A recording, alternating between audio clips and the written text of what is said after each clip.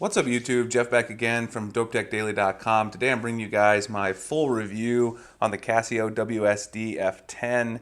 Now I picked up this watch about a month ago, so I've been using it as my main Android Wear device, my main wearable every day. And I want to go ahead and give you guys my full thoughts. Now I'm going to try to make this review as quick as possible, just because this is a watch, not a phone, so there's not quite as much to talk about. But I do have quite a few things to say. I'm just going to start off with the build of the watch, then we'll get into the features. I'll tell you guys what I don't like, what I do like, and let's get it going. So first of all, big thanks to everybody who watched the unboxing. The video's gotten a ton of views. It's gotten really popular. I'm not quite sure why, but that is really awesome and I appreciate that. Now, first up, the build of the watch. I talked about this in the unboxing. It's a very large watch. You guys saw it on my wrist. You can see sort of the overall proportion to my wrist. It's very, very large. It's definitely not a small watch, but it also doesn't have a very large screen because of all of this bezel around the front. You can see also all of these tick marks on the hours, etc. That definitely makes it a little bit less appealing than if it had been all screen here instead of that bezel. Now, that's not a huge problem for everyone, but if you wear a watch like the LG Watch Urbane, or you wear something like even the Moto 360, you're used to not having that kind of bezel. Now, another thing with the design, people talk about this flat tire just like they do with the Moto 360. It isn't quite as obvious to me as it is on the Moto 360. It kind of blends in because of the large bezel. But if you don't like that flat tire, it is present. It doesn't bother me too much because I was rocking the 360 before this as my main watch. Now, the next thing is, of course, that it is kind of chunky. The rubber strap is pretty comfortable. It's not a huge problem. It's really nice because it's an outdoor watch. You don't want a leather strap on that. Otherwise, the build is pretty nice, other than the fact that it's just huge, has kind of a tiny screen. It definitely feels sturdy. You know, if you drop this or you have any problems, it's definitely going to be shock resistant as they claim. I did not drop the watch during the time I was using it, but I did take it in the shower, had no problems with the water. It seems to be perfectly good on water. I hadn't taken it in the pool, but I don't think you're going to have any problems with those claims. I showered with it pretty much every day that I had this watch on. The other thing that I don't like about the construction is you can see where they placed the charging port here. I don't like it on this side. It's not as convenient. It's also very easy for this magnetic charging cable to fall out. I talked about that in the original review. I much prefer having it on the back here or being able to place it on a dock like you can on a Huawei watch or you can on the Moto 360. That's definitely more convenient. It's not the biggest deal, but it's something to contend with. Overall, the build is not a huge problem. It's just going to be too big for most people. I'd like to see more screen real estate. The next thing I had an issue with on the watch is the overall screen quality itself. So it's hard to see in the video, but this is an LCD panel, and I came from using the LG Watch Urbane 2 LTE, which has the POLED display. This one is not nearly quite as high in sort of PPI. It's also not nearly as bright outside. Now that's kind of expected because it is an LCD panel, but it definitely was a downgrade for me in that area. And also I think that the quality of the screen isn't quite as good as the Huawei watch or the Moto 360. So if you're looking for overall screen quality in terms of color reproduction, if you care about that kind of stuff from your smartwatch, and brightness, this is definitely not the brightest watch you're going to get outdoors, which is kind of a shame because it is targeted at that outdoor audience. So the screen quality, just a little tick below most of the other Android Wear devices you're going to get. That's probably because they have this dual layer LCD here, so that probably degrades some of the overall image quality, color reproduction, etc. So that's one issue with the screen. The other issue I had is when I actually wear the watch, the time that it takes the watch to respond from being black to white to when you flick it up, it takes it quite a few milliseconds there to respond, or maybe even 2 seconds there for it to respond to my flick of the wrist to show me my colored screen. Now, you might say that's not a big issue, but the Huawei watch, Moto 360, the Urbane 2 LTE, they all have a super fast response time from the time you flick your wrist to the time you're seeing the color screen on there. So it's just a little bit slower in that department as well. That could again be because of the response rate of this LCD and a factor of having that dual LCD display technology. That might just be a sacrifice that they had to make. Otherwise, the battery life on this watch is pretty great. It's not bad at all compared to Huawei and Moto 360. It's probably on par with those, maybe a little bit better than the Huawei watch and Moto 360. It's not quite as good as my Gear S, which is still the battery life champion in my opinion. It's also not quite as good as the LG Urbane 2 LTE. That is if you're running it as a Wi-Fi watch. Obviously, if you're using it as LTE, then it's kind of a problem. The great benefit of this watch is that if you run it in the timepiece mode, which you can do by going over to the settings, It's actually an app. It's right there. You can turn on timepiece mode, so you can see. I'm not going to do it now because it takes a moment. And if you hit the check mark there, it'll take you to the completely black and white screen. Android Wear is going to shut down, and then you're just using this as a watch. That can save you a lot of battery. I ran it for a few days in timepiece mode, lost maybe 20%. You could probably run this for almost a whole week in timepiece mode and still get, battery life, still have battery life left. Now, it is a good idea to turn it back on every now and then to connect it to your phone. That way it keeps updating the time correctly. So that's something I did like. The battery life is quite good on this watch overall, not bad. The apps on here, which is one of the main appeals of the watch, are pretty impressive. So there's quite a few apps that Casio has built in. The timepiece is an app itself, which lets you go into that black and white mode. You've got the XLM controller, which is actually a camera from Casio that you can buy, and then you can control the camera. You've got your activity here like you do on most watches, but this one gives you quite a bit. It gives you activities in terms of hiking, in terms of fishing, in terms of cycling.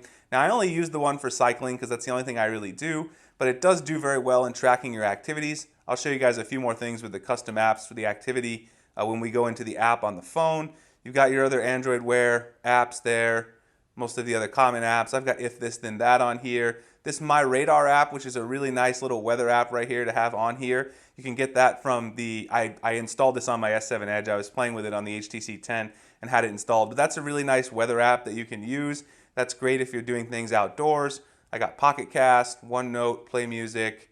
These are all basic apps here. Runkeeper comes on there, which is a great app for activity tracking. I did use that. A lot of people know about that app. It's very, very useful. And then the aforementioned timepiece mode as well right there. And then you've got your tools and your app button that are on the side, along with the View Ranger and YaMap, which are two other outdoor apps, which are great if you're using things like the hiking features.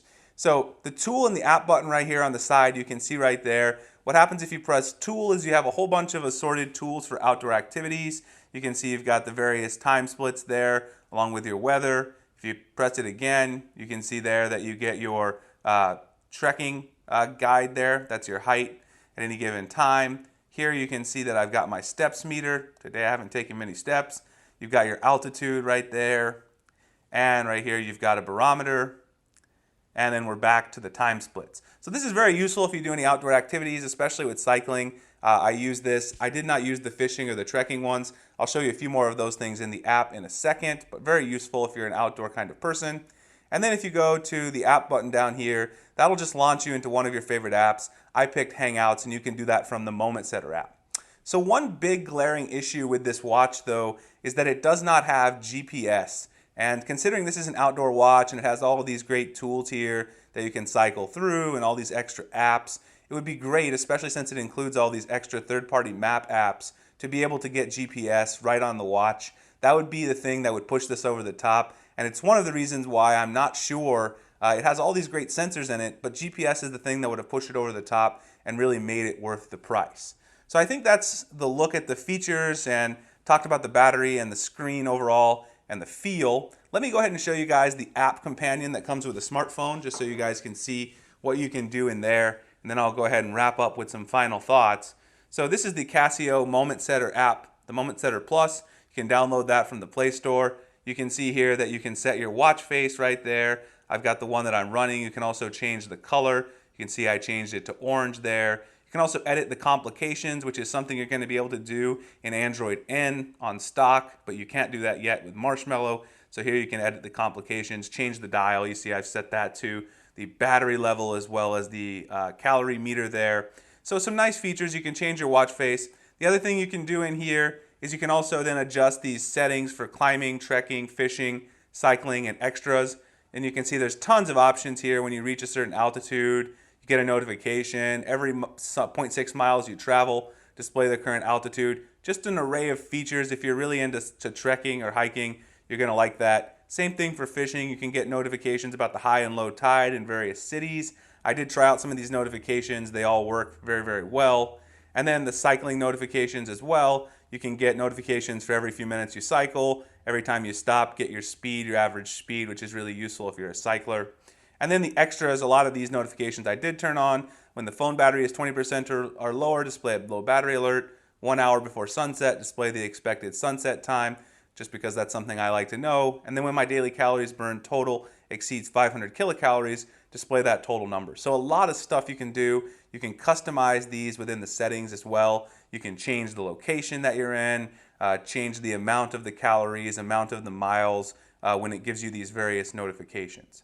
And then of course the last thing you can do in here is you can change the buttons for the moment setter on your watch there. The tool button, it has all of these checked by default. The only one I unchecked was the compass, so you can add the compass back in there as well.